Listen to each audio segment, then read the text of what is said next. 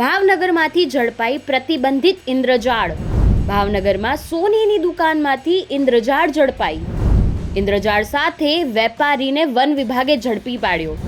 One વિભાગે બાતમીના આધારે ભગવતી જ્વેલર્સમાં કરી હતી રેડ। ઇન્દ્રજાળ ઝડપાતા વન વિભાગે કાર્યવાહી હાથ ધરી। વન વિભાગે ઇન્દ્રજાળ અને બ્રિજેશભાઈને ઝડપી પાડ્યા। ભાવનગરમાં સોનીની દુકાનમાંથી ઇન્દ્રજાળ સાથે વેપારીને વન વિભાગે ઝડપી લીધો છે। મળેલી બાતમીના આધારે પ્રતિબંધિત ઇન્દ્રજાળ રાખવામાં આવી હોવાના પગલે વોરા બજારમાં ભગવતી જ્વેલર્સમાં રેડ કરી હતી।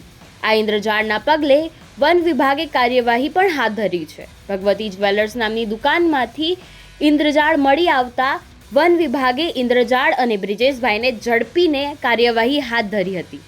વન વિભાગના કાયદા પ્રમાણે ઇન્દ્રજાળ રાખવી કે વેચવી એક ગુનો બને છે। બાતમીના આધારે વોરા બજારમાં શ્રી ભગવતી જ્વેલર્સ કરીને દુકાનના માલિક શ્રી બ્રિજેશભાઈ હરેશભાઈ કુકડિયા, ઉંમર વર્ષ 40, તેઓ ગેરકાયદેસર રીતે ઇન્દ્રજાળનો વેપાર કરતા હતા। એની બાતમી મળતા અમે સ્થળ પર જઈ તેની દુકાન તપાસતા ત્યાંથી ઇન્દ્રજાળ મળી આવેલ, જેથી વન્ય પ્રાણી સંરક્ષણ અધિનિયમ 1972 અન્વયે વિવિધ કલમો હેઠળ તેનો ગુનો બુક કરી ધોરણસરની કાર્યવાહી હાથ ધરી છે।